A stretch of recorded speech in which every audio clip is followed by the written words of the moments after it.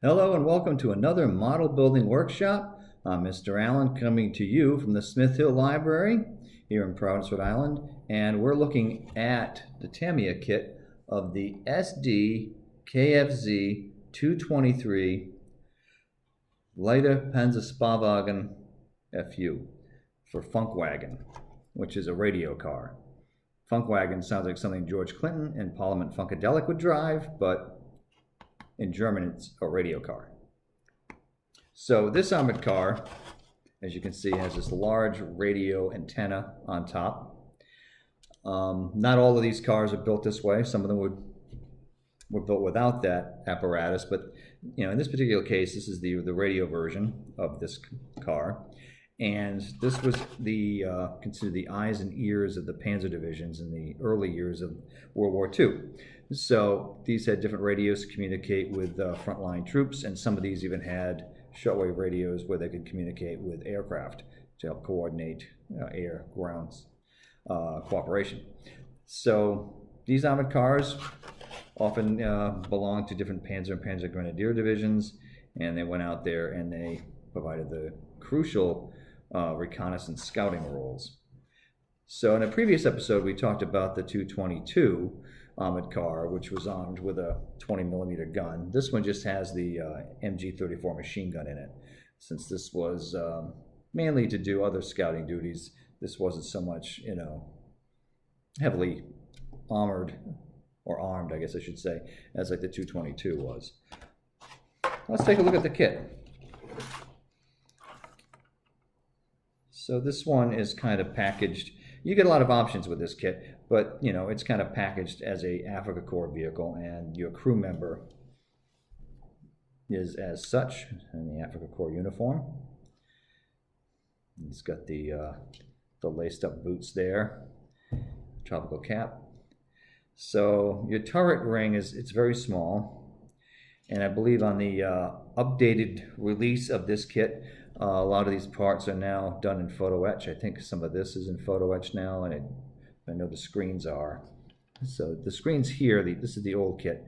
So you had to cut like a vinyl mesh and glue it in there, which is what I've done here.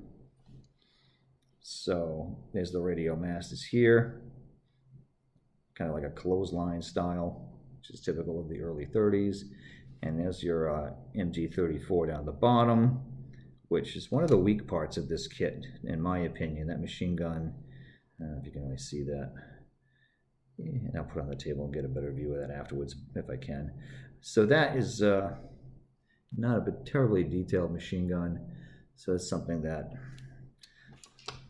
could use improving, but overall, this is a fun kit to put together. Now let's have a look at some of the stuff that's in the box. The extensive sheet of decals, which we'll get to that in a minute. And you get a lot of gear. So you can really load this up with all kinds of stuff. And there's pros and cons to this. I like this thing here. It's kind of fun, although I think it's supposed to be a net. It's hard to tell, but it's something that drapes over the engine deck. You get all these other kinds of gear and helmets and backpacks and water bottles, wash basin, and you get all these jerry cans you can add to this. So it's not a particularly large kit, as you get these two parts here. There's like no interior detail whatsoever. So you may want to look to Hobby Boss and one of those other manufacturers. I know Hobby Boss makes a bunch of variants of this armored car, so maybe they have more interior detail than Tamiya. And here's pretty much the running gear, fenders, etc. And some string for a tow cable.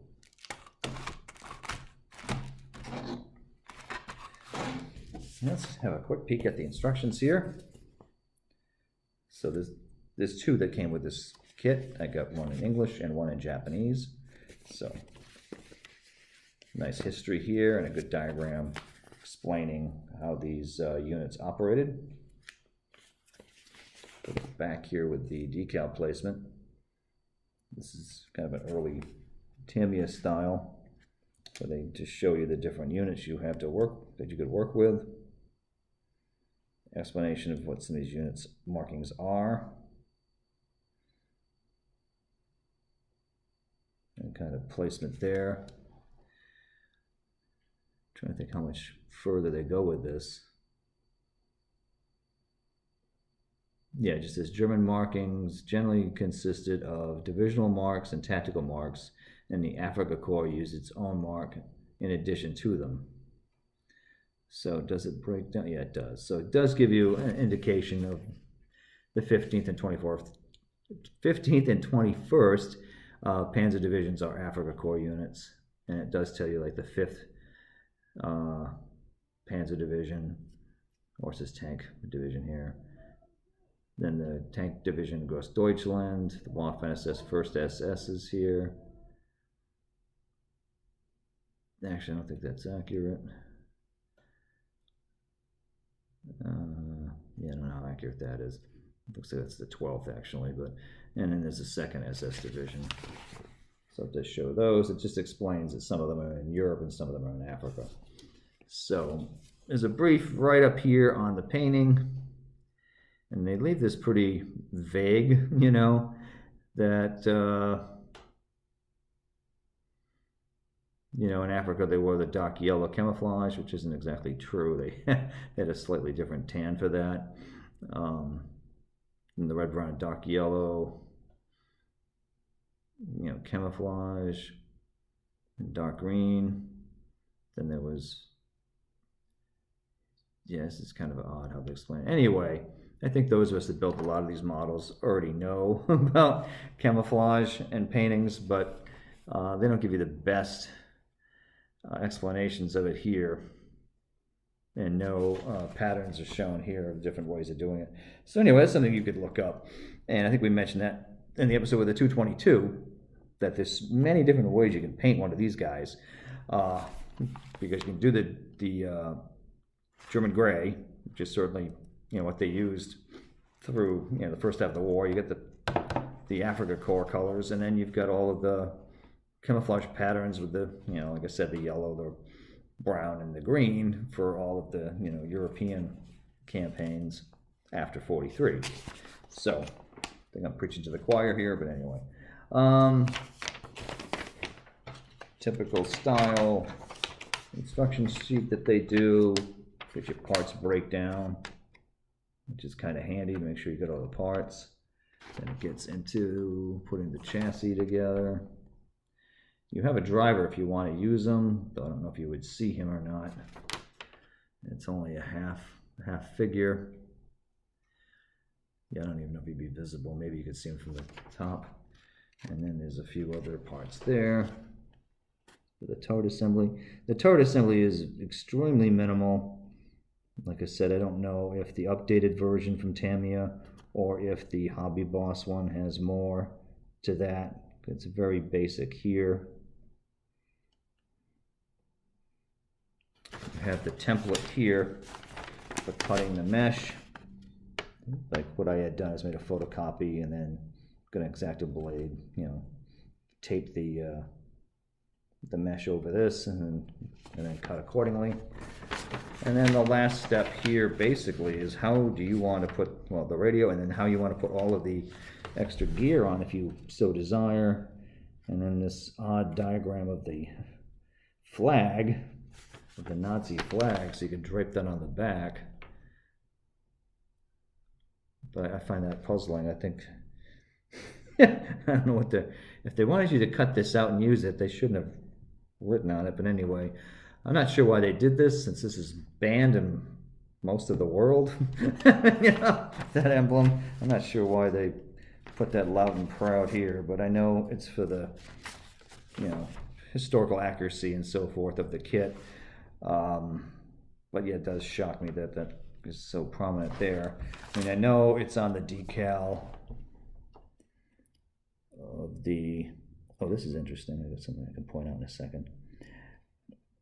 I mean, it is on the palm tree Africa Corps emblem. It has a palm tree with the swastika on it, just as a heads up. So for the decal sheet, okay, so the decal sheet has a marking for the 1st SS Panzer Division. However, the instruction here shows one for the 12th. So the 1st SS Panzer Division just had the key, which was for the commander Dietrich, was a key. And the S and the key is for the 12th SS Panzer Division, which was infamous for being in Normandy, and that was the Hitler Youth Division, which put up stubborn resistance to the British and the Americans through France, and then the Battle of Bulge included. So, quick rundown of that. I think you've seen the pieces, and I think what we'll do is we'll go look at a finished one. So, give me a moment to teleport to my workshop.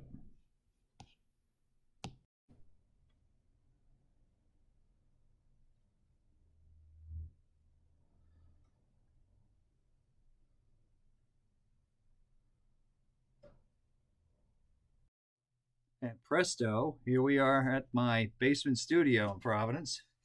So it's fun that we traveled through time and space. So I'm going to pick up on this armored car, and here's how she looks in the finish. I'll get you a close-up.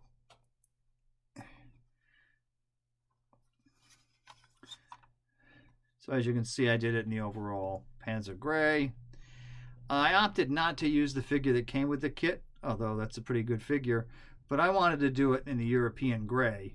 So I grabbed a figure from the, I think it's Sturm Artillery crew from Dragon, and just kind of did some painting to convert this guy over to a,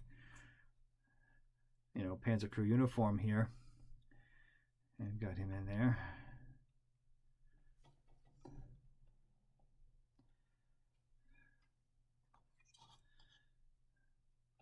I ended up doing the 5th Panzer Division.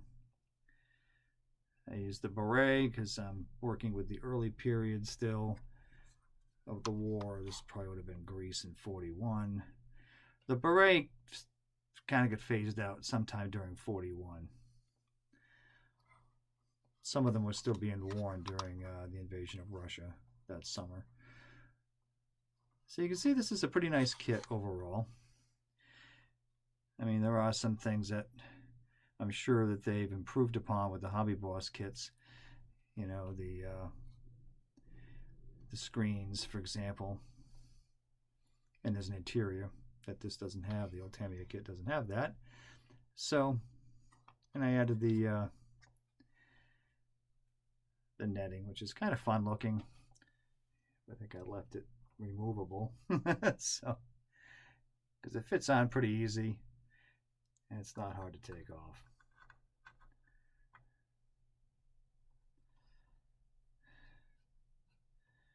Did some modest weathering on that.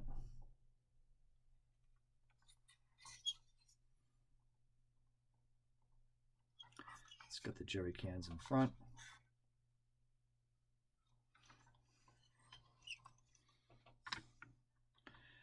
So, that's what the finished one looks like. Not too bad.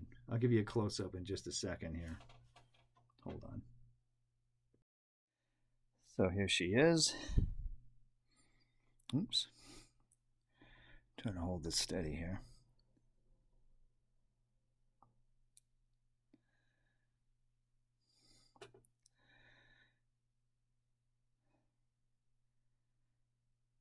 Notice it just doesn't seem to know what to focus on. Hold on for a second here.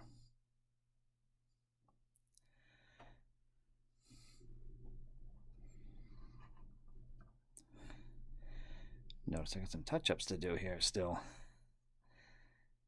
Yeah, I do. Just when you think you got everything done, you realize there's some spots that need to be touched up.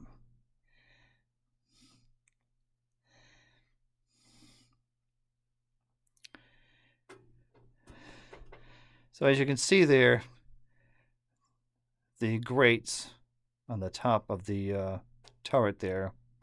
The photo etch is probably going to be a whole lot better than that. And you can see that there's a bit of a grate behind the turret on the body. And I'm sure that that's probably done with better detail on the newer kits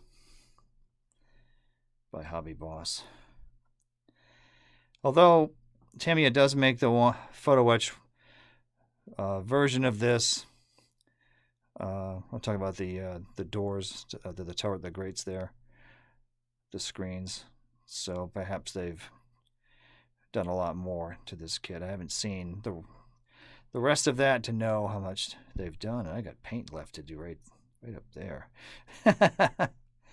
So anyway, so that's how she looks, finished up. Not bad for an old kit.